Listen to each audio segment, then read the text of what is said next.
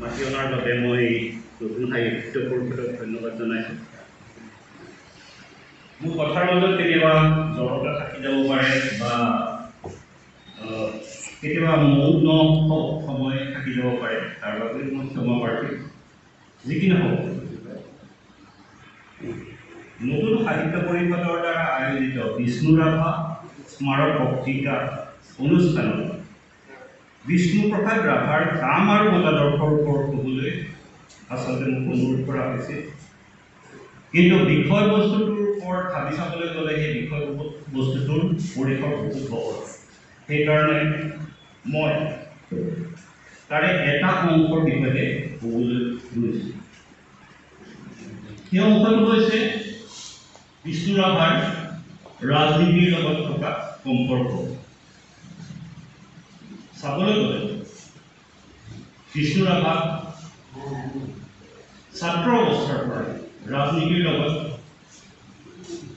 কম বেছি পৰিমাণে জড়িত থকা দেখিবলৈ পোৱা যায় আৰু তেওঁ মৰাৰ দিনলৈকে ৰাজনীতিৰ লগত এই সম্পৰ্ক থাকি গৈছিল। এই জীৱনৰ ইমান ডাঙৰ পৰিক্ৰমা একে উশাহতে গাই যাব নোৱাৰি, গতিকে তাক ভাঙিব লগা হৈছিল আৰু বুজি পোৱা হ'ল। গতিকে মই তেখেতৰ সেই গোটেই জীৱনৰ পৰিক্ৰমা 5টা ভাগত ভাগ কৰিছোঁ। প্ৰথমটো হৈছে বিদ্ৰোহী বিষ্ণুপ্ৰসাদ ৰাভা। সেই স্তৰটো আচলতে তেওঁৰ ছাত্ৰ জীৱন। এই ছাত্ৰ জীৱনৰ মন তাত কেনেকৈ বিদ্ৰোহ প্ৰকাশ কৰিছে প্ৰথমে মই সেই ক'বলৈ ওলাইছোঁ। তাৰ আগতে তেখেতৰ সেই শৈশৱৰ ছাত্ৰ জীৱনৰ পৰিক্ৰমাক মই অলপ ক'বলৈ বিচাৰিছোঁ। তেখেতৰ জন্ম হৈছিলে 1909 চনত।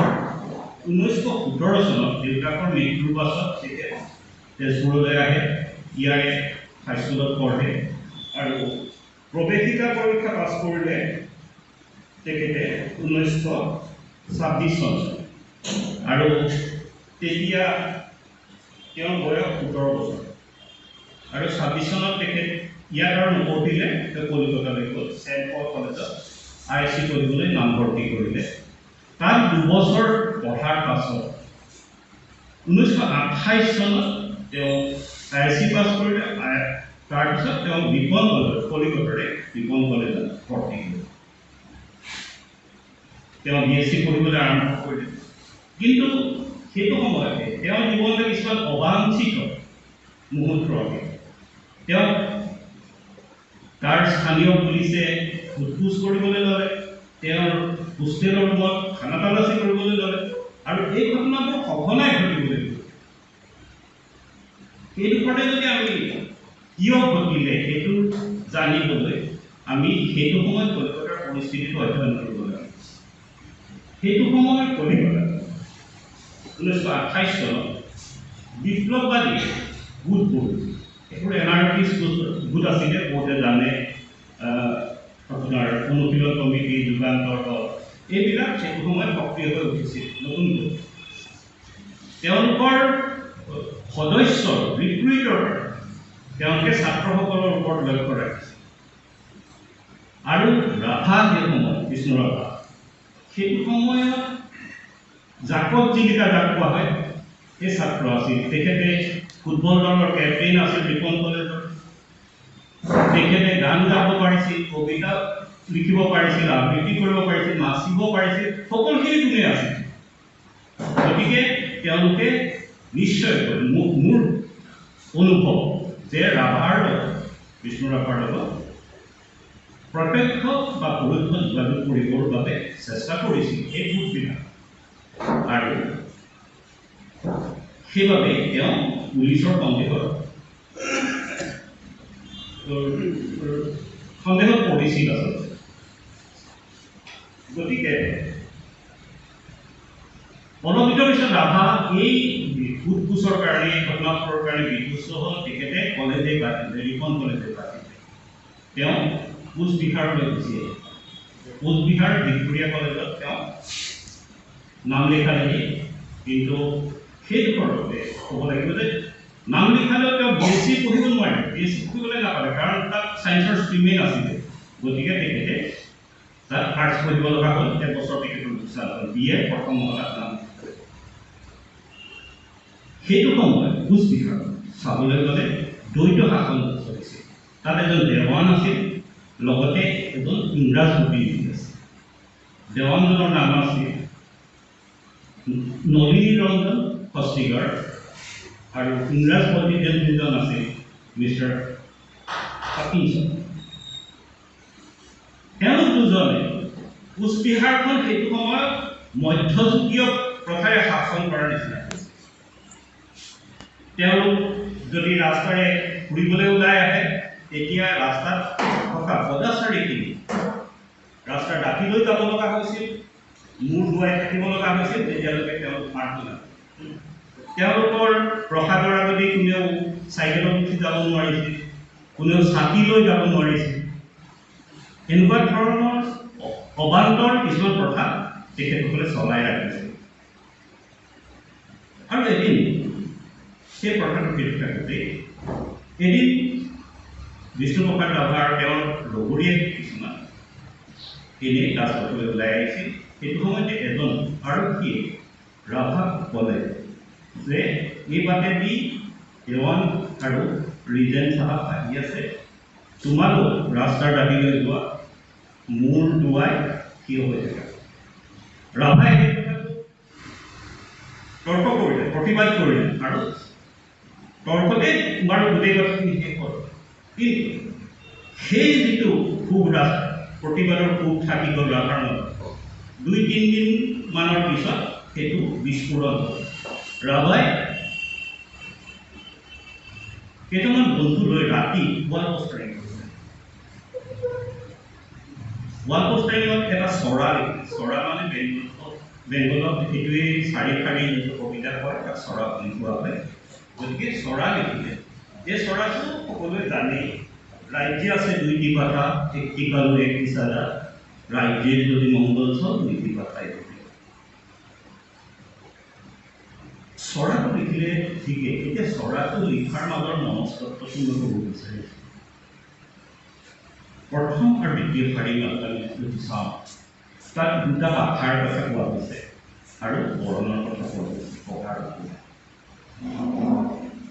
মই ভাবোঁ বা ৰাভাই হয়তো এনেকৈ চিত্ৰায়ন কৰিছিলে, সেই পাঠা দুটা বৰ্ণৰ পাঠা, এটা সজা এটা সজা, এই দুটা এই শাসক দুজন, যিজন দেশী শাসক, আনজন বিদেশী শাসক, এজন বগা এজন বগা চাহাব সজা চাহাব।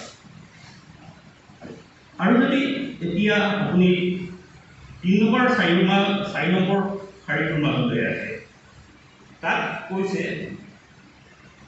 তাত এটা মেছেজ দিছে সেই চৰাটোলে, ৰাজ্যেৰ যদি মঙ্গল চাও, স্বাৰ্থটো তাক ৰাজ্যৰ দেশৰ স্বাৰ্থত, দেশৰ মঙ্গলৰ কাৰণে তেতিয়াহ'লে 2টি পাঠাই বলি যাব। সকলো ঠিকে আছে, কিন্তু বলিদাও কথাটোত ৰাভাৰ মনস্তত্ব মোৰ সেই বিপ্লৱবাদক সংস্কাৰটোৰ নিচিনা হয়। তেওঁলোকেও কৈছিলে, বিপ্লৱবাদীসকলেও কৈছিলে যে কোনোবা যদি নিৰ্দয় তেনেকুৱা শাসক আছে, শেষ কৰি দিয়ে, খতম। গতিকে সেই হেৰিটো ৰাভাৰ ছাত্ৰ অৱস্থাত সেই বিপ্লৱবাদৰ এটা বীজ সোমাই থকা নিচিনা। যি কি নহওক, ৱালে অনুসন্ধান আৰম্ভ হ'ল, সকলোৰে সন্দেহৰ দৃষ্টিটোৰ ৰাভাৰ প্ৰতি তেওঁ দূৰ থকা বন্ধুসকলৰ প্ৰতি হ'ল। গতিকে তেওঁলোকক তেতিয়া স্থানীয় কৰ্তৃপক্ষই কোচবিহাৰৰ পৰা এক্সটাৰ্ণ কৰিলে, বহিষ্কাৰ কৰিলে। কলেজ কৰ্তৃপক্ষেও তেওঁ কলেজৰ পৰা বহিষ্কাৰ কৰিলে। বিষ্ণু ৰাভাসকলে কলেজ এৰি দিব লগা। তাৰপিছত 1930 চন, সেইটো 29 চনৰ ঘটনা আছিলে, 30 চনত তেওঁ হেৰিটো আহিব লগা হ'ল, কোচবিহাৰৰ কাৰ্মাইকেল কলেজত সকলো ঠিকে আছিল, বিপ্লৱবাদী তাতো আছিল, গতিকে সামগ্ৰিক পৰিস্থিতিটো একেধৰণে আছিল। কিন্তু ৰাভাৰ মাজত এই বিদ্ৰোহৰ বীজটো কিন্তু তেতিয়া আছে। তেওঁ দেখিলে যে কাৰ্মাইকেল কলেজৰ ওপৰত ইউনিয়ন জেকখন উৰি থাকে সদায়। এদিন কি কৰিলে, তেওঁ ২-৪জন বন্ধুৰ লগত লৈ এই ইউনিয়ন জেকখন নমা তাত ভাৰতৰ ত্ৰিবৰ্ণ পতাকাখন ওলাই থাকে। নজনাকৈ তেখেতে ৰাজদ্ৰোহ কৰিল। লগে লগে তেখেতৰ গ্ৰেপ্তাৰী পৰোৱানা জাৰি হ'ল আৰু তেওঁ কলিকতালৈ পলাই আহিল। কলিকতালৈ তেওঁ পলাই আহিলে। এই ঘৰতে মই এই মনস্তত্বটো কৈছোঁ, তেওঁ কৰি ৰখা কামবিলাক।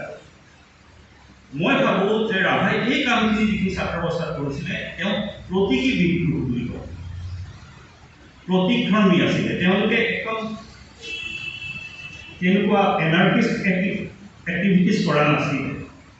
তাৰ লগতে এটা দেখা যায় যে ৰাভা বা সতীৰ্থসকলৰ যিমানখিনি বন্ধু আছিলে, তেওঁলোকৰ কৰ্মকাণ্ডৰ মাজত এইবোৰ কৰ্মকাণ্ডৰ কাৰণে কোনো ধৰণৰ অনুশোচনা নাছিলে। তেওঁলোকৰ ছাত্ৰ জীৱনটো নষ্ট হৈছে, তথাপি তেওঁ চিন্তিত নাছিলে। বৰঞ্চ ভাবিছিলে যে এই সৰু বিদ্ৰোহটোৱে দেশৰ স্বাধীনতাৰ নামত যদি কিবা অৱদান যোগাব পাৰে, সেই কাৰণে তেওঁলোক যথেষ্ট গৰ্বী আছিল। আৰু মই আগতে কৈ আহিলোঁ যে এনাৰ্কিষ্ট চৰিত্ৰটো প্ৰকাশ হোৱা নাছিলে ৰাভা কামৰ মাজত। সেইটো সময়ত ছাত্ৰ অৱস্থাত ইমানখিনি কৰিছিল। এক কথাত ক'বলৈ গ'লে প্ৰতীকী বিদ্ৰোহ ৰূপত এইখিনি কাম কৰিছিল। আৰু এটা কথা মনত ৰাখিব লাগিব এই ওপৰতে, বিষ্ণু ৰাভা সেই সময়লৈকে 1931 চনলৈকে কোনো ৰাজনৈতিক দলৰ লগত যুক্ত হোৱা নাছিল। তেতিয়া যদি আমি চাবলৈ যাওঁ, তেখেতৰ বয়স 20-22 বছৰ।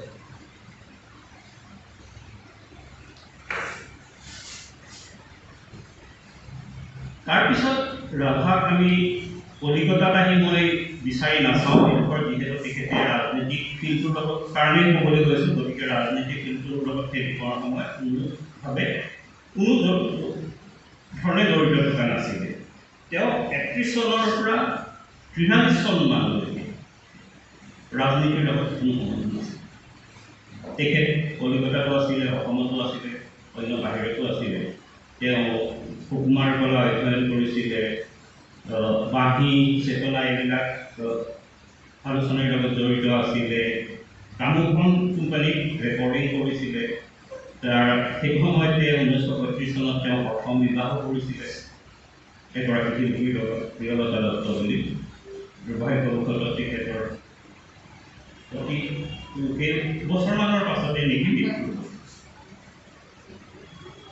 যি কি নহওক, এই 12টা বছৰ যে শেষ হ'ল, 12টা বছৰৰ পিছত আমি যদি চাওঁ 42 চনমানত ৰাভাক আকৌ পোৱা যায় ৰাজনৈতিক মঞ্চত, নহ'লেও সামাজিক মঞ্চত। সেইটো সময়ত গুৱাহাটী চহৰত বড়ো মহাসভা গঢ়ি উঠিছিল। বড়ো মহাসভা আচলতে এখন সামাজিক মঞ্চ আছিল। তেওঁলোকে বড়োসকলৰ শিক্ষা দীক্ষাৰ বাবে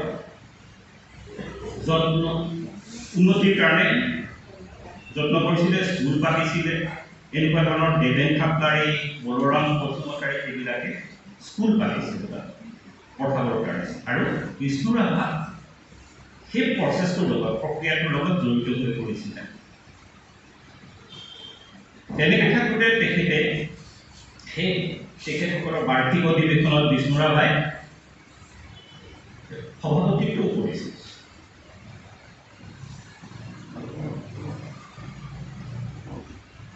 কিন্তু এই সভাখন সামাজিক যিখন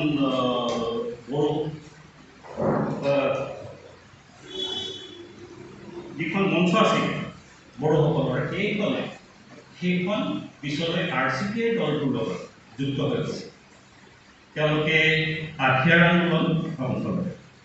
যেতিয়াই আঠিয়াৰ আন্দোলনত অংশ লয় সেই সময়ত, তেতিয়া সেইটো মুহূৰ্তৰ পিছৰ পৰাই ৰাভাক RCPত পোৱা যায়।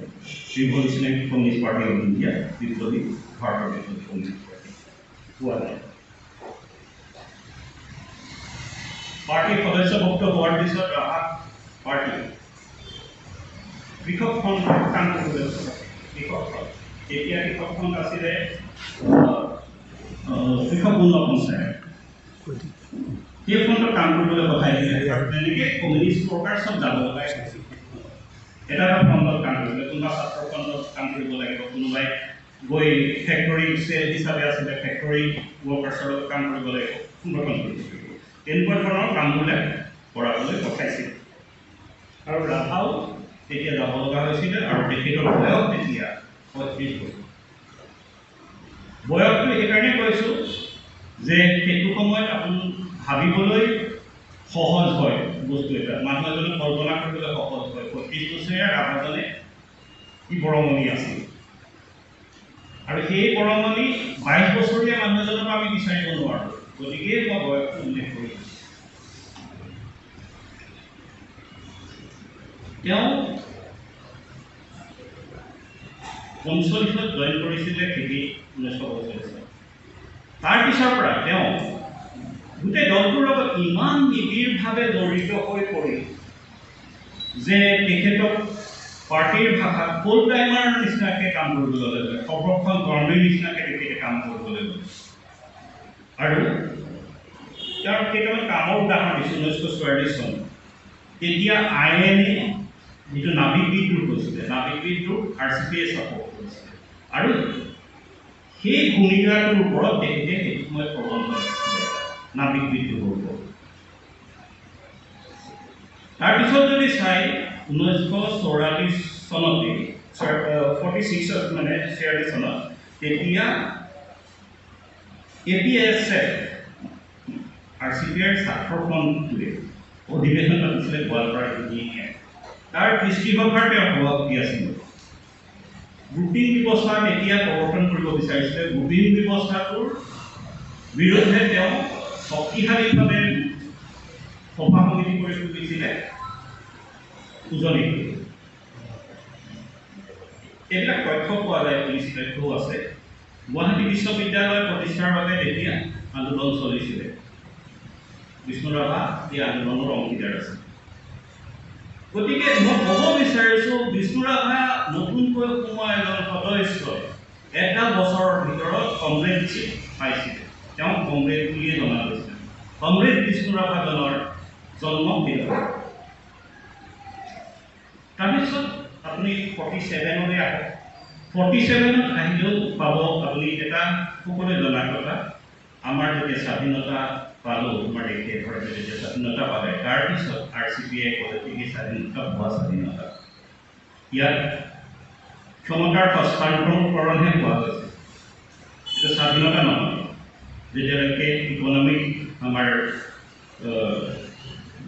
ইকনমিক ফ্ৰীডম যেতিয়ালৈকে নাথাকিব, তেতিয়ালৈকে যিটো স্বাধীনতা প্ৰদান নাযাব। আৰু ৰাভাইও সেই কথাটো অন্তৰত মানি লৈছিলে যে হোৱা স্বাধীনতা। সেইকাৰণে বিধে তেওঁ বহুত সতীৰ্থক লৈ ওলাব লগা ওলাইছিল আৰু কৈছিলে যে ইয়ে আজাদী যোদ্ধা। গতিকে আমি যদি চাওঁ এই 47লৈকে ৰাভা, 45ৰ পৰা 47লৈকে কথা চাওঁ, তেতিয়াহ'লে আমি তেওঁক এজন সংগঠকৰ ৰূপত, তেওঁ সশস্ত্ৰ সংগ্ৰামী নহয়, এজন সংগঠকৰ ৰূপত দেখোঁ। তেখেতে ফ্ৰণ্টত কাম কৰি আছে, কৃষক ফ্ৰণ্টত কাম কৰি আছিলে। আৰু তেওঁ এইটো মনস্তত্বটো যদিও আমি চাওঁ, তেখেত সেইটো সময়ত, কাৰণ এই সশস্ত্ৰ ধাৰাটোৰ লগত জড়িত হোৱা নাছিলে। তেতিয়াও RCPয়ে এটা সশস্ত্ৰ ধাৰা আছিলে, চিক্ৰেট ডিটেচমেণ্ট চেল, কিন্তু সেই সশস্ত্ৰ ধাৰাটোৰ লগত জড়িত হোৱা নাছিল। তাৰপিছত ৰাভা 47ৰ শেষৰ পৰা 48 48ৰ শেষলৈ ৰাভা পাৰ্টিৰ মাজত দেখা পোৱা নাই। কাৰণ তেখেত সেইটো সময়ত চিৰাজ ছবিখনৰ প্ৰযোজনাৰ কামত খনি সম্ৰাটৰ লগত তেখেতে আঁতৰি থাকিব লগা হৈছিল। আৰু চিৰাজ ছবিখন সম্পূৰ্ণ হোৱাৰ পিছত তেওঁ আহি আকৌ যোগদান কৰিছিল। এতিয়া মই সেই সময়কণৰ কথা ক'বলৈ গৈছোঁ, বছৰটোৰ কথা ক'বলৈ গৈছোঁ, 47 শেষৰ পৰা 48 সময়কণ। সেই বছৰটোৰ ভিতৰত তেখেত কথাছবিত ব্যস্ত আছে এইফালে, গতিকে তেখেত আহিব নোৱাৰে। কিন্তু আনফালে RCPI দলটোৰ বিভাজন হৈছিলে সেই সময়ত। 1948 চনৰে এপ্ৰিল মে মাহত তেওঁলোকৰ বীৰভূমত এখন অধিৱেশন হৈছিলে। সেই অধিৱেশনখনত দলটো বিভাজন হয়। তাৰে এজন নেতা পান্নালাল দাসগুপ্ত সেই নেতাজনৰ নেতৃত্বত এটা ফালৰি কাটি আহিছিলে। সেইটোৱেই RCPI বুলি জনা হয়। মূল দলটো থাকি গৈছিলে সমন্বয়নাথ ঠাকুৰৰ নেতৃত্বত। এতিয়া এই দলটো যিটো পান্নালালৰ নেতৃত্বত আছিলে, পান্নালাল দাসগুপ্তৰ নেতৃত্বত আছিলে, সেই দলটোৰ প্ৰতি অসমৰ শাখাটো RCPI শাখাটোৱে তেওঁলোকে আনুগত্য দেখাইছিলে। গতিকে অসম আৰু বেংগলৰ সেই শাখাটো মিলি RCPI। কিন্তু বিভাজন কিয় হৈছিলে সেইটো আমি চাব লাগিব। তাৰ লগতে ৰাভাৰ সশস্ত্ৰ ধাৰাটো জড়িত হৈ আছে। তেওঁলোকৰ বিভাজনত তেওঁলোকে এখন থিচিছ দিছিলে সেইটো সময়ত পান্নালাল দাসগুপ্তই, territorial for local seizure power, মানে সশস্ত্ৰ অভ্যুত্থানৰ দ্বাৰা স্থানীয় ক্ষমতা দখল, যিটো সেইটো সময়ত চাইনাত চলিছিল। গতিকে সেই আঁচনিখনৰ ভিত্তিত দলটো কিন্তু সশস্ত্ৰ হৈ উঠিছিল। তেওঁলোকে গণবাহিনী গঠন কৰিছিলে। এই যুদ্ধখন, এই বিপ্লৱখন, সশস্ত্ৰ বিপ্লৱটো আগবাঢ়ি নোৱাৰে, সশস্ত্ৰ গণবাহিনী গঠন কৰিছিল। আৰু সেইটো সময়তে চিনেমা হেৰি কৰি ৰাভা আহি RCPI জড়িত হৈছিল। গতিকে RCPI 48ত RCPI সশস্ত্ৰ ধাৰাটো সম্পূৰ্ণভাৱে তেখেতসকলে সমৰ্থন কৰিছিলে। গতিকে আৰু এই কাম কাজবোৰ এতিয়াও দেখা যায় যে ৰাভাৰ কাম কাজবোৰ সেই প্ৰকৃতিৰ হৈছে, সশস্ত্ৰ প্ৰকৃতিৰ হৈছে। সেই কথাখিনি আৰম্ভ হৈছে 48ৰ শেষৰ পৰা ৰাভাৰ জীৱন। আৰু এটা কথা এইবোৰতে থাকি যায় যে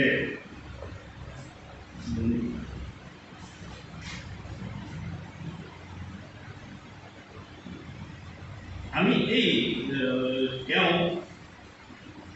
যোগদান কৰিলেও, ৰাভা যোগদান কৰিলেও তেওঁ কিন্তু সেইটো সময়ত গণবাহিনীৰ সদস্য কৰি পোৱা নাছিল বা তেখেতক এনেকুৱা জেনেৰেল ফ্ৰণ্টতে কাম কৰি থাকিবলৈ গৈছিল। তেওঁ কৃষক সংগঠনৰ লগতে কাম কৰি থাকিবলৈ দিছিল।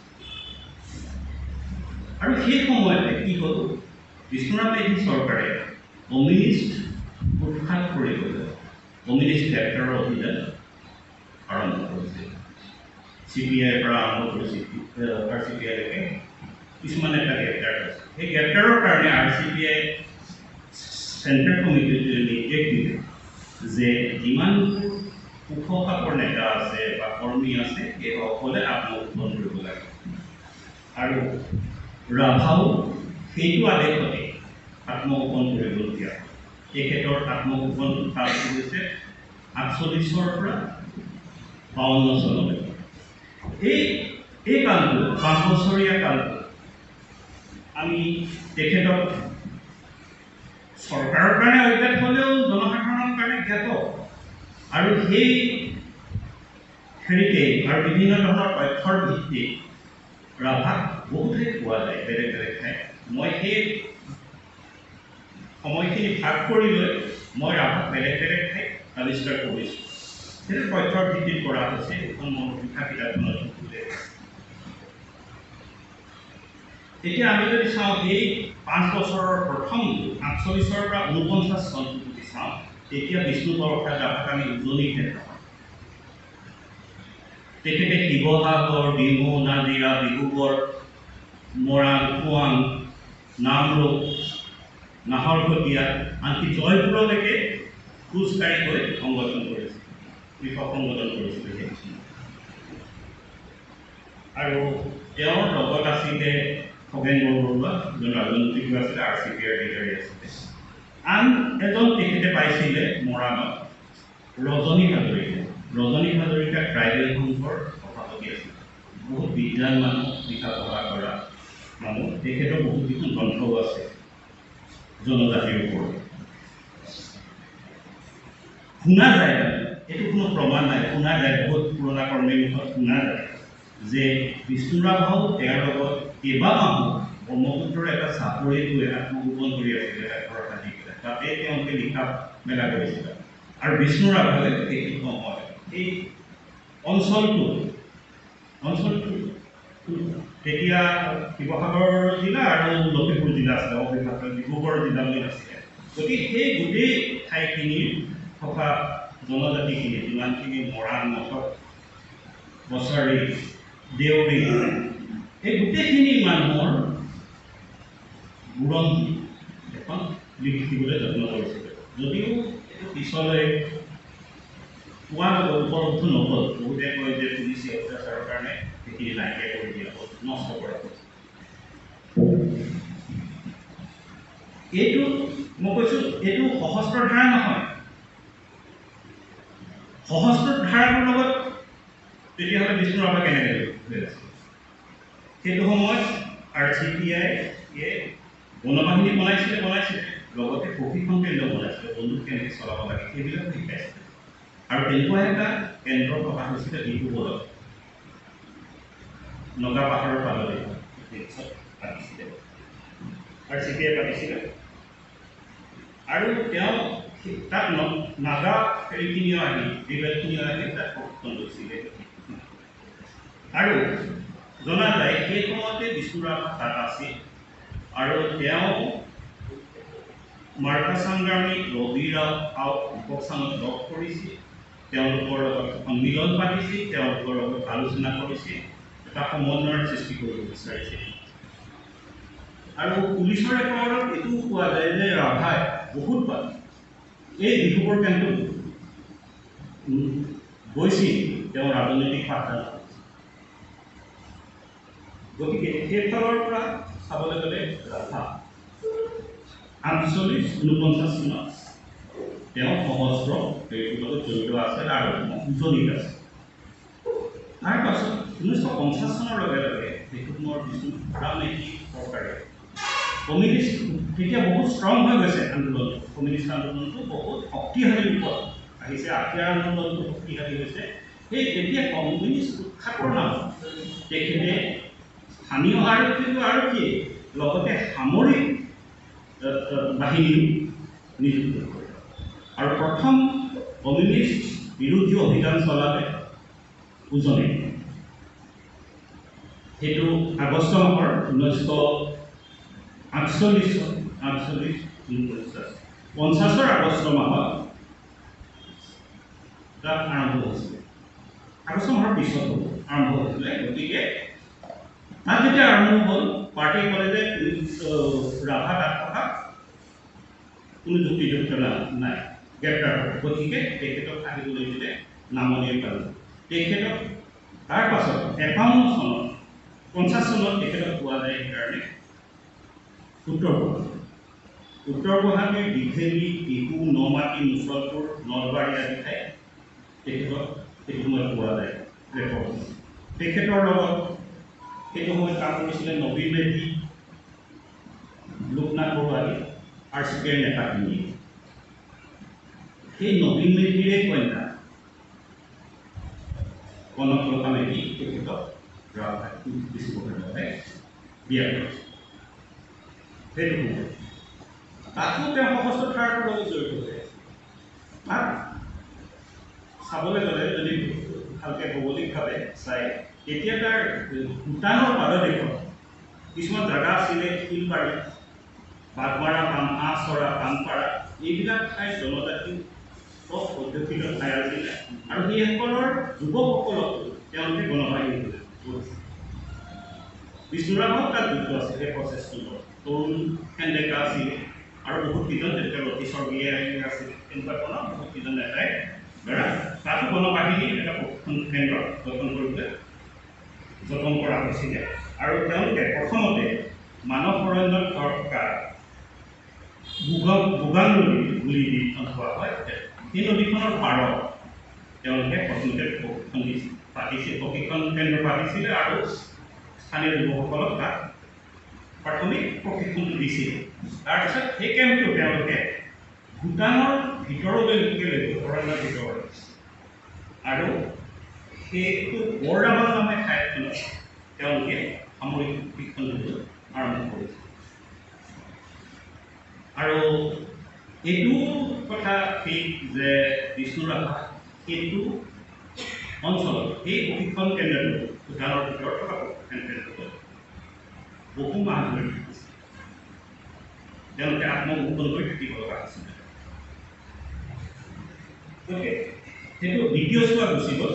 গতিকে কিন্তু এতিয়া 51 চন পালে 51 চনত এই 50 চনৰ যিটো অভিযান হৈছিলে উজনি কমিউনিষ্ট বিৰোধী অভিযান, সেই অভিযানটো আকৌ তেতিয়া উত্তৰ গুৱাহাটী দক্ষিণ গুৱাহাটী সামৰি আৰম্ভ কৰিছিলে চৰকাৰে। তেতিয়া তেখেত ৰাভা আৰু পিছুৱাই যাব তেওঁ গোৱালপাৰা জিলাত প্ৰৱেশ কৰিলে। তাত দুধনৈ, কৃষ্ণাই, বাসুগাঁও, গোসাইগাঁও এইবিলাক জেগা সামৰি তেওঁ তাত সংগঠনৰ কাম ল'লে। তেওঁৰ লগত আছিল সেইটো সময়ত সৰুচ সেন, ৰূপ গগৈ, ঘন বড়ো আদি নেতাসকলে তেওঁৰ লগত কাম কৰি আছিলে। 51 চনত এইকাৰণে আনফালে অভিযান চলি আছিলে। 51 চনত তেতিয়া তাত কাম কৰি আছিল। গতিকে বেছি দূৰ নহয় এই জেগাৰ পৰা। তেতিয়া ৰাজপত্ৰি নথকাৰ কাৰণে আনটাচ নিচিনা আছিলে বস্তুটো সেইটো। আৰু 52 চনত তেওঁ ধৰা পৰে ঘিলাঘাট দতমা বুলি জেগাৰ পৰা ঘিলাঘাট গাঁও তেওঁ ধৰা পৰে। আৰু সেইটো সময়তে 52 চনতে তেওঁ অজ্ঞাত বাদ দিয়ে। গতিকে মই দ্বিতীয় চোৱাও কৰিলোঁ। কিন্তু এই দ্বিতীয় চোৱাত আপুনি যদি বিষ্ণু ৰাভাক বিচাৰি চাই তেখেতৰ মই কৈছোঁ যে সহস্ৰ কেনেকৈ কি মনোভাৱত সহস্ৰ আছে।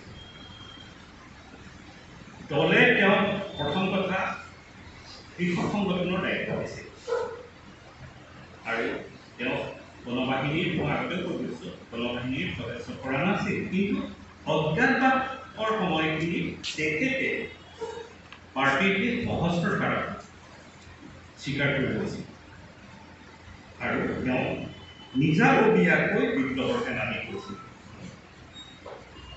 আৰু কিন্তু কিয় হৈছিল ৰাভাজনে কিয় কৰিছিল? মই ভাবোঁ যে এটা বিপ্লৱৰ প্ৰতি অন্য কিতাপৰ লেখা মিলাবলৈ যি পোৱা যায় যিটো ৰমন্যাসিক আকৰ্ষণ আছে, সেইটো কাৰণে হয়তো ৰাভাই এই পথটো গ্ৰহণ কৰিছিল। সশস্ত্ৰ সংগ্ৰামৰ যিটো পথ, বন্ধুত্ব সংগ্ৰামী যিটো পথ, সেইটো হয়তো তেওঁ লৈছিল। আৰু তেওঁ এইটোও জনা যায় তেওঁ মৰণাস্ত্ৰ ধাৰণ কৰিছিল। তেওঁৰ লগত মৰণাস্ত্ৰ আছে। আনকি পাৰ্টীয়ে তেওঁক সুৰক্ষাৰ কাৰণে সেই অস্ত্ৰধাৰী গণবাহিনীৰ সদস্যকো নিয়োগ কৰিছিলে সেইটো সময়ত। এই কথাখিনি আৰু এটা কিয় কথাটো লৈ ৰাভাক মই এটা কিতাপত পোৱা মোহনানন্দৰ কিতাপত পোৱা এটা ঘটনা ক'বলৈ ওলাইছোঁ। সেইটো সময়ত সেই পাৰ্টি কংগ্ৰেছসকলৰ মাজত আলোচনা হৈছিল অস্ত্ৰ কিয় ধাৰণ কৰিব লাগে, অস্ত্ৰৰ ব্যৱহাৰ কেতিয়া হয়। আৰু যুগুতি এই কথাখিনি লৈ ৰাভাৰ মতামত আছিল যদি এই সুৰক্ষাৰ কাৰণে যদি দৰকাৰ হয় চৰম মুহূৰ্তত এই অস্ত্ৰৰ ব্যৱহাৰ হ'ব পাৰে। গতিকে সেই কথাটো তেখেতে সেইডোখৰত তেওঁৰ কোনো ধৰণৰ দ্বিধা নাছিল অস্ত্ৰ ব্যৱহাৰৰ। আৰু মই ভাবোঁ তেখেতৰ সমসাময়িক সাহিত্য, তেখেতৰ সাহিত্যটো তেনেকৈ প্ৰকাশ, তেনেকৈ অন্য সাহিত্যত এই সেইটো আছিলে চৰম মুহূৰ্তত অস্ত্ৰ ব্যৱহাৰ বা অস্ত্ৰ ব্যৱহাৰৰ যুক্তিযুক্ততা। সেইটো সময়ত মই এটা কবিতা পঢ়ি শুনাইছোঁ। সমাজবাদী কবিতা তেখেতক পোৱাৰ পয়েট বুলিয়ে জনা যায়। The man he killed. I shot at him as he at me and killed him in his place. I shot him because he was my foe. Just so, my foe, of course he was. That's clear enough. সিমানখিনিয়ে যথেষ্ট। মোৰ শত্ৰু আছে বুলি কাৰণে গম পায়। গতিকে সেইটো সময়ত ৰাভাই নিজৰ শ্ৰেণীখন নিজে জানিছিল। যদি শ্ৰেণীখনটো মুখামুখি হ'ব লাগে, তেওঁ অস্ত্ৰ ব্যৱহাৰ হ'ব পাৰে। ৰাভা সিমানখিনিতে দাঁতি আছে। চতুৰ্থ স্তৰটো আমি ৰাভাক কাৰাগাৰৰ মাজত পাওঁ, কাৰণ 52 চনত তেখেত গ্ৰেপ্তাৰ হৈছে। প্ৰায় এবছৰমান কাৰাগাৰত থকাৰ পাছত তেখেতক মুক্তি কৰি দিয়া হয়। সেইটো সময়ত বিষ্ণুৰাম মেধি চৰকাৰৰ এখন শপতনামা ওলাইছিল, ৰিপিউটেশ্যন অফ ভায়োলেন্স, মানে হিংসা বৰ্জনৰ ওপৰত এখন শপতনামা ওলাইছে। আৰু শপতনামাৰ যি মানি লৈছিল সেইসকলক তেওঁলোকক মুক্ত কৰি দিয়া হৈছে। আৰু তেনেকৈ বহুত নেতা মুক্ত হৈ ওলাই আহিছিল। বিষ্ণু ৰাভাও সেই সময়ত মুক্ত হৈ ওলাই আহিছিল। গতিকে মই এতিয়া কৈছোঁ যে তেওঁ এবছৰ পিছত মুক্ত পালে, এইটো সেই কথা নহয়। কিন্তু তেওঁ কাৰাগাৰত থাকোঁতে কি তেওঁৰ যিটো সশস্ত্ৰ ধাৰণা লোৱা, সশস্ত্ৰ বিপ্লৱৰ ধাৰণা লোৱা বিষ্ণু ৰাভা আছিলে, এটা সলনি হয়। সেই কথাখিনিয়ে মই আলোচনা কৰিব বিচাৰিছোঁ। সেই বছৰটোৰ তাত অকল RCPI নাছিলে সেইটো সময়ত, যিবোৰত CPI কমিব আছিল। আৰু তেতিয়া এটা কথা আহিছিলে CPI আৰু RCPI এটা CPI আছিলে আন্তৰ্জাতিকৰ লগত, ইণ্টাৰনেশ্যনেল লগত সংযুক্ত থকা এটা দল। গোটেই ভাৰততে তাৰ আশা বিয়পি আছে। কিন্তু RCPI ক্ষুদ্ৰ দল এটা, যাৰ ইণ্টাৰনেশ্যনেল কোনো লিংক নাই, আন্তঃৰাষ্ট্ৰীয় কোনো সম্বন্ধ নাছিল। বৰঞ্চ তেওঁলোকৰ শাখাও অসম আৰু বেংগলৰ মাজতে সীমাবদ্ধ আছে। গতিকে সকলোৱে ৰাভা, বিষ্ণু ৰাভা, মোহনলাল এইবিলাকেও আশা কৰিছিল যে এটা একক দল হওক, এক দল হওক, আৰু সেইটোৰ দ্বাৰা আমি যুদ্ধখন আগবঢ়াই নিম। RCPI বিৰোধিতা আছে সেইটো সময়ত। কিন্তু এইটো জেলৰ থকাৰ ঘটনাই কৈ আছোঁ মই দেই। 52 চনৰ মে' মাহত বাসুনা RCPI এখন অধিৱেশন হৈছিল। সেই বীৰভূম অধিৱেশন ষষ্ঠখন হৈছিলে তেতিয়া, আৰু তাৰ 3 বছৰৰ পিছত 52 চনত সেইখন হৈছিলে 48 চনত, আৰু ইয়াত 52 চনত হৈছিল। কাৰণে 6 বছৰৰ পিছত দ্বিতীয়খন ৰাজনৈতিক অধিৱেশন হৈছিল। সেইখনত কথা হ'ল, সিদ্ধান্ত লোৱা হ'ল, সিদ্ধান্তত ক'লে যে আমি এই ৰণনীতি, যিটো সশস্ত্ৰ বিপ্লৱৰ ৰণনীতি আমি ৰাখিম। আমি ইলেকশ্যন পলিটিক্সত যোগদান নকৰোঁ, আমি সংসদৰ বাহিৰত আমাৰ প্ৰতিৰোধ সংগ্ৰাম চলাই। যেতিয়া এইটো ক'লে, ৰাভা বা তেওঁৰ সতীৰ্থসকল অলপ এইটো কথা মানি ল'বলৈ টান পালে। তেওঁলোকে এটা প্ৰতিবাদ কৰিছিলে, আৰু সেই প্ৰতিবাদ কৰা কথাখিনি তেওঁ ৰাভাই এজন বন্ধুলৈ, তেখেতৰ সহকৰ্মী সতীৰ্থ বুলিব লাগিব, তেওঁ তিলকী আছিল সেইটো সময়ত ডিব্ৰুগড়, ৰাভা আছিল ধুবুৰী জিলাত, এখন চিঠি লিখিছিলে।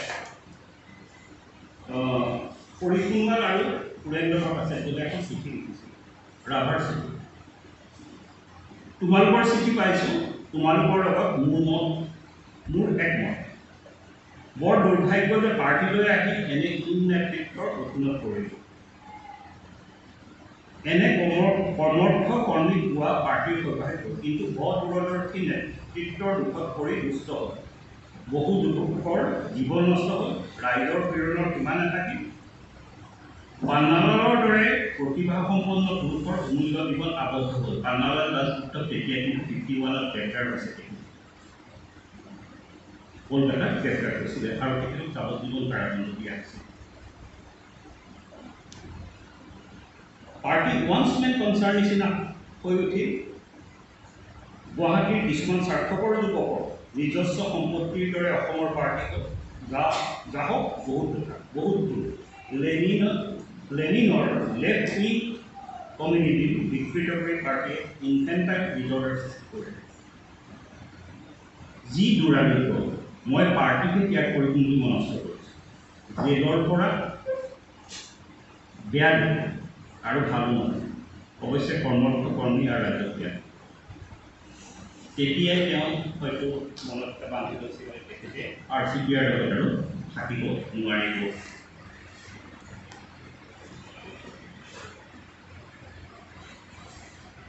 যি নহওক তেখেতে 52 চনত বেলখন ওলাই এইটো সঁচা কথা RCPৰ সম্বন্ধৰত এটা গতি কৰিছে। তেওঁ RCPৰ ধৰি যোৱা নাছিল, কিন্তু পদত্যাগো কৰা নাছিল। আনফালে CPI তেখেতে তেতিয়ালৈকে জইন কৰা নাই, আনুষ্ঠানিকভাৱে জইন কৰা নাছিল। 55ত যিটো RCPৰ বহুত নেতা আহি আনুষ্ঠানিকভাৱে গোপালন আহিছিলে CPI, তেতিয়া 55 চনত জইন কৰিছিল। কিন্তু আমাৰ বিষ্ণুৰাভাই তেতিয়া সেই পৰ্যন্তলৈকে আনুষ্ঠানিকভাৱে জইন কৰা নাছিলে।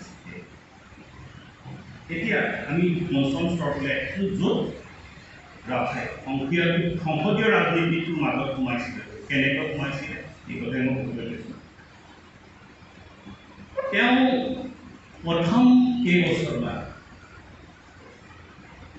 ৰাজনীতিৰ লগত একেবাৰে সম্পৰ্ক নাছিলে। সেইটো প্ৰাক্তন বিপ্লৱীবোৰৰ ক্ষেত্ৰত দেখাই যায়। কিয়নো তেওঁ যেতিয়া ঘূৰি আহিলে এই পৃথিৱীখনলৈ, বিপ্লৱবিহীন পৃথিৱীখনৰ মাজলৈ, তেতিয়া তেওঁলোকৰ প্ৰথম দিগদাৰীটো পাইছিলে তেওঁলোকে সংস্থানৰ কাৰণে এটা স্থায়ী সংস্থা। বিপ্লৱৰ জীৱনটো যেতিয়া পাৰ হৈ আহে, তেতিয়া আমাৰ সাধাৰণ নৰ্মেল লাইফটোৰ মাজত সংস্থানৰ এটা প্ৰয়োজন হ'ব, আৰু তেখেতৰ স্থাৱৰ সম্পত্তি সেইটো সময়ত বেছি নাছিল, এখন সংসাৰ আছিল। গতিকে বহুত দায়িত্বৰ মাজত থাকিব লগা হৈছিল আৰু নিজৰ সংস্থা নিজৰ ওপৰত নিজে নিৰ্ভৰ কৰিব লগা হৈছিল। তেওঁ পাৰ্টিৰ লগত যুক্ত হ'বলৈ সময়ো পোৱা নাছিল, আৰু এই অলপ ৰাজনৈতিক দিশটোৰ প্ৰতি তেওঁ উদাসীন হৈ গৈছিল। 1957 চনত যেতিয়া দ্বিতীয়টো নিৰ্বাচন আহিল, বিধানসভাৰ নিৰ্বাচন আহিল, তেতিয়া CPI দলৰ নেতা কেইজনমান আহি তেখেতক লগ কৰিছিল তেজপুৰত লগ কৰি তৰুণসেন ডেকা আছিল, নীৰেণ লাহাৰী আছিল, সমী বৰা আছিল, আৰু এজন আছিল মই পাহৰি গৈছিলোঁ। তেখেতসকলে আহি লগ কৰিছিল। লগ কৰি তেখেতক কৈছিল যে আপুনি উত্তৰ গুৱাহাটীৰ আমি কথা পাতিছোঁ, হয়তো সেইটো সময়ত বৰপেটাও হ'ব পাৰে, বৰমাও হ'ব পাৰে, সেই তাৰ পৰা প্ৰতিদ্বন্দ্বিতা কৰিবলৈ দিছিল CPI কেণ্ডিডেট হিচাপে। আৰু ৰাভা সেইটো সময়ত আনুষ্ঠানিকভাৱে CPI জইন কৰে। ৰাভা 1957 চনতে CPI জইন কৰিছিল। ৰাভা হাৰিছিল কেৱল। তাৰপিছত আহিল তৃতীয়টো যিটো বিধানসভাৰ ইলেকশ্যন আহিল, সেইটো 1962 চনততো আপোনালোকে জানেই চীনা আক্ৰমণ হ'ল। লগে লগে ৰাভাক কমিউনিষ্ট বুলি লৈ যোৱা হ'ল ইয়াৰ পৰা ধৰি, আৰু তেওঁ উৰিষ্যাত বন্দী কৰি ৰখা কমিউনিষ্ট বুলি, যে তেওঁ স্পাই হ'ব পাৰে, গতিকে তেওঁ বন্দী কৰি ৰখা হ'ল। সেইকাৰণে তেওঁ সেইটো নিৰ্বাচনত তেওঁ প্ৰতিদ্বন্দ্বিতা কৰিব পৰা নাই। তাৰ পাছত দেখা যায় 1967 চনত 67 তেওঁ তেজপুৰৰ পৰা নিৰ্দলীয় হিচাপে প্ৰতিদ্বন্দ্বিতা কৰিছিল। নিৰ্দলীয় হিচাপে নামভৰ্তি কৰিছিল। তেওঁ CPI সদস্যসকলে মৰেল ছাপোৰ্ট দিছিল, লগতে বহুত কেইজনে আহি তেওঁলোকে নিৰ্বাচনী প্ৰচাৰো চলাইছিল, আৰু এইবাৰত ৰাভা জিকিছিল। ৰাভা জিকি তেওঁ বিধানসভালৈ যাবলৈ পালে। সেই সময়ত তেওঁ বিধানসভালৈ যাবলৈ পালে যদিও তেওঁ মাজত 2টা বছৰহে পালে বিধানসভা বিষয়াখিনি হৈ থাকিব। তেখেতে 69ত ব্লেক গতিকে 2টা বছৰ খুব কম সময় তেওঁ বিধানসভাত প্ৰতিনিধিত্ব কৰিব পাৰিলে। আৰু সেইটো সময়তে CPIৰ যিসকল কংগ্ৰেছ হেৰি হৈছিলে প্ৰতিনিধি নিৰ্বাচিত হৈছিলে তেওঁলোকৰ লগত তেওঁ মিত্ৰতা আছিল।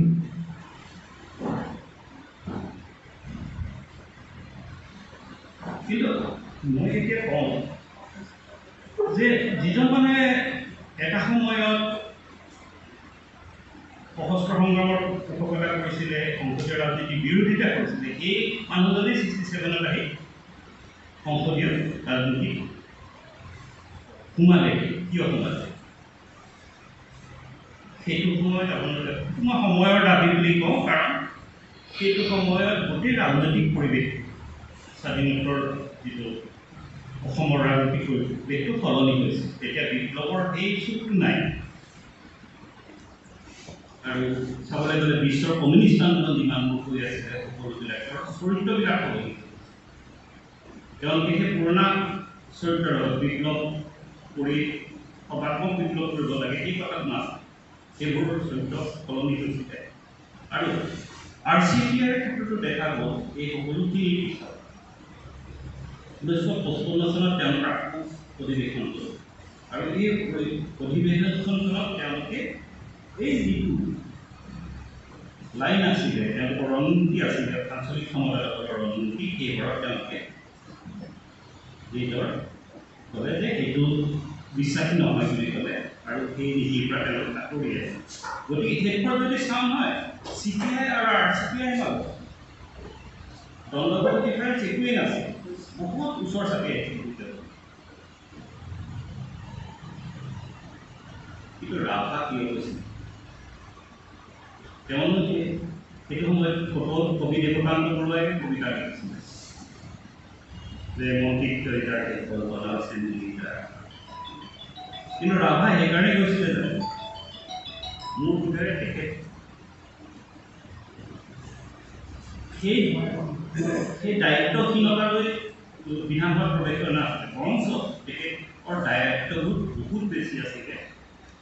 আৰু শেষলৈকে তেওঁ দায়িত্ব জ্ঞানৰ প্ৰমাণিত হৈছে। তাৰে এটা সৰু উদাহৰণ দি মই ৰাভা তেতিয়া মৃত্যু সজ্জাত তুলিব পাৰে। সেই সময়তে তেওঁ এজন সতীৰ্থ হৈছে, বন্ধু হৈছে, তেওঁ লগ কৰিলোঁ। সেই কথাখিনি কিতাপ এখনত আছে, মই পঢ়িছিলোঁ, কিন্তু কিতাপখন কোনোবাই যদি যিজনৰ মনত আছে মোক কৈছিলে তাত পাম। তেখেতৰ ওচৰতে গৈছিলে ৰাভাই তেতিয়া মৃত্যু সজ্জাত, ৰাভা 2 দিনমানৰ পিছতে ঢুকাইছিল। তাৰপিছত ৰাভাই কৰিছিল চোৱা এই সমষ্টিৰে উপকণ্ঠ অঞ্চলত এখন নেপালী গাঁও আছে। সেই নেপালীসকলৰ তাত তেওঁলোকে আইনত মাটিৰ পট্টাৰ কথা কৈছিল। মই যত্ন কৰিছিলোঁ, কিন্তু সেই পট্টাৰ ব্যৱস্থাটো মই আজিলৈকে কৰি দিব নোৱাৰিম। তোমালোকে চেষ্টা কৰি চাবাচোন। গতিকে দেশভেদত পৰি থকা এজন মানুহ নিজৰ দায়িত্বৰ কথা, বিধানসভাৰ দায়িত্বৰ কথা, অফিচিয়েল জনসাধাৰণৰ দায়িত্বৰ কথা অতি মূৰত কৈ থাকিব। সেই মানুহজনক দায়িত্ব জ্ঞান কিন্তু মই আখ্যা দিব নোৱাৰিম। তেওঁ বৰঞ্চ আমাতকৈ বেছি দায়িত্ব সম্পন্ন।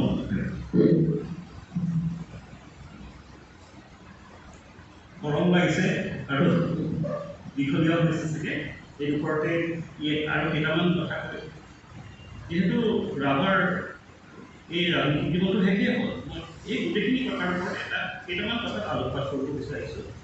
ৰাভাৰ জীৱনত ৰাভা কিয় ৰাজনীতিক ফিল্ডতো ইমান জনপ্ৰিয়? ভাল কবিতা, ভাল গীত, ধুনীয়া নৃত্য কৰিছিলে, সেইটো বেলেগ কথা, মানুহে ভাল পাইছে। কিন্তু ৰাজনৈতিক ফিল্ডতো ৰাভা ইমান জনপ্ৰিয় হৈ পৰিছে, সেইটো বিচাৰি চাওক যে তেওঁ বস্তুবাদৰ মাৰ্ক্সীয় দৰ্শন পঢ়িছিলে, অধ্যয়ন কৰিছিলে। আৰু সেই দৰ্শন মই ভাবোঁ যে বহুত নীৰৱ। তাত ৰস বিচাৰি পাবলৈ অকল ৰাভা নিচিনা মানুহে সেইখিনি সৰলীকৰণ কৰিব পাৰিছিলে, আইন জমা দিব পাৰিছিলে আৰু তেওঁ নিৰক্ষৰ মানুহকো এই মাৰ্ক্সীয় দৰ্শন বুজাই দিব পৰা ক্ষমতা আছিলে আৰু সেই ক্ষমতাৰ বাবে ৰাভা সেই সকল মানুহে ভাল পাইছিলে, তেওঁ দেখুৱাই দিয়া পথেদি যাবলৈ সাহস কৰিছিলে। আৰু যদি গোটেই জীৱনটো চাই তেওঁ তত্ত্ববাদী নেতাৰ নিচিনা নেতা নাছিলে, তেওঁ পলিচি মেকাৰ নাছিলে, কিন্তু তেওঁ দলে এটা আইকন নিচিনাকৈ ব্যৱহাৰ কৰিছে, অসমীয়াত মই ক'ব নোৱাৰি, আইকন নিচিনাকৈ ব্যৱহাৰ কৰিছে। আদৰ্শই হ'বনে প্ৰতীকে হ'ব নাজানো মই, আইকন নিচিনাকৈ ব্যৱহাৰ কৰিছিলে, যাৰ কাৰণে ৰাভাৰ নামত মানুহ উঠাইছিলে।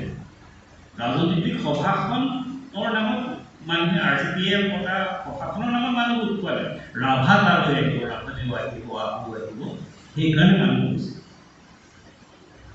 ৰাভাৰ কাৰিজমা সেই প্ৰতি কৰিম নেকি?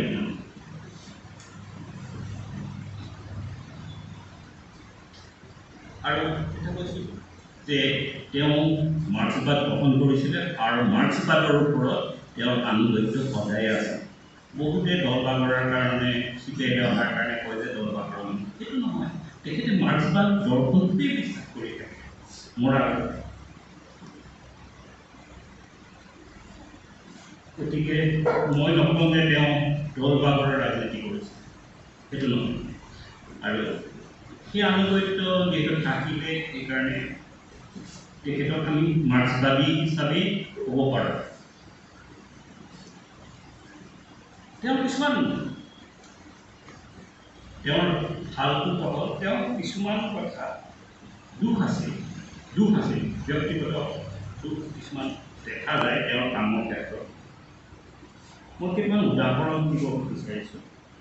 তেওঁ প্ৰথম দুখটো হৈছে তেওঁ যিটো কমিউনিষ্টবিলাকৰ কমিউনিষ্ট দলবিলাকৰ আৰ্মিৰ নিচিনাকৈ কঠোৰ অনুশাসন আছে। পাৰ্টীয়ে যিটো কৰিছে কৰিব লাগিব, ভুলেই হওক শুদ্ধ, সেই অনুশাসন তেওঁ ভাঙিবলৈ হ্ৰাস কৰিছে। পাৰ্টীয়ে অনুশাসনহীনতা বুলি কৈছে, কিন্তু তেওঁ হ্ৰাস কৰিছিলে। তাৰে দুটামান এক্সাম্পল মই দিব বিচাৰিছোঁ। এবাৰ তেওঁলোকৰ নেতাসকলক এটা কেম্প পাতিছিলে, য'ত শিক্ষা দিয়াৰ ৰাজনৈতিক শিক্ষাদান কৰিছিলে। নেতাসকলক বেংগলৰ পৰা আহিছিলে কেম্পটোলৈ শিক্ষা দিবলৈ, ৰাভাও আছিলে, কিন্তু সেই কেম্পটোত তাৰমানে প্ৰশিক্ষণ চাইটটোত নাছিলে, তেওঁ শুই আছিলে। তেওঁক কেতিয়াবা ক'লে যে প্ৰশিক্ষণৰ সময়ত আপুনি আহিব লাগে, তেওঁ ক'লে মাৰ্ক্সবাদ মই শিকি লৈছোঁ, অন্তৰত বহাই লৈছোঁ আৰু শিকিবলগীয়া নাই। তেওঁ নাহিলে। সেই অনুশাসনহীনতা বুলি পাৰ্টীয়ে সেই বস্তুটো উল্লেখ কৰিছে। দ্বিতীয়তে মই যে কৈছিলোঁ অলপ আগতে যে নবীন মেধি কন্যাক বিয়া কৰাইছে, সেইটো সময়তে 1950 চনত যেতিয়া বিপ্লৱ পৰ্ব, পাৰ্টীয়ে কৈছিলে বিয়া কৰাব নোৱাৰা তোমালোকৰ নিচিনা বিপ্লৱ, কিন্তু তেওঁ কোনো কথা নামানি সেইটো কনকলতাক বিয়া কৰিছিলে। গতিকে সেইবোৰত ৰাভাৰ অনুশাসনশীলতা বুলি কোৱা যায় নে নিজৰ স্বাধীনতাৰ বহিঃপ্ৰকাশ বুলি কোৱা যাব, মই বুজি নাপাওঁ সেইবোৰ, কিন্তু অনুশাসনশীলতাৰ উদাহৰণহে তথ্যবলভাৱে দিয়া আছে। এইখিনি বিচাৰ আপোনালোকে কৰিব লাগিব। এতিয়া শেষ কৰিব বিচাৰিছোঁ আৰু গোটেইখিনি আমি এই ৰাজনীতি আমিতো এনেই মনত ৰাখিমেই, ৰাছিয়াই স্মাৰকীতাও হৈছে বা প্ৰত্যেক বছৰে সমান্তৰণৰ পিছৰ পৰা ৰাভাদেৱক ৰখা হৈছে। তেওঁ ৰাজনৈতিক ক্ষেত্ৰখনত কিয় মূল্য দিব লাগে, কিয় মনত ৰাখিব লাগে? তেখেতক মোৰ মতে তেখেতক মনত ৰাখিব লাগে এই কাৰণে, তেখেতৰ অদম্য সাহসৰ কাৰণে, নিস্বাৰ্থ এই সেৱাৰ কাৰণে, জনতাৰ বাবে সকলো ত্যাগ কৰিব পৰা ক্ষমতাৰ কাৰণে। তেওঁৰ গুণবোৰ ইমান উজ্জ্বল যে দুখবোৰ তাৰ তুলনাত নিষ্প্ৰভ নিস্তেজ হৈ যায়, দেখাই পোৱা নাযায়। আৰু সেই উজ্জ্বল গুণেৰে বিভূষিত বিষ্ণু পৰশাক ৰাভাক মই আজিৰ তাৰিখত 22 জুনত শ্ৰদ্ধা জনাইছোঁ আৰু এইখিনি কৰি মোৰ বক্তব্য সামৰণি মাৰিছোঁ।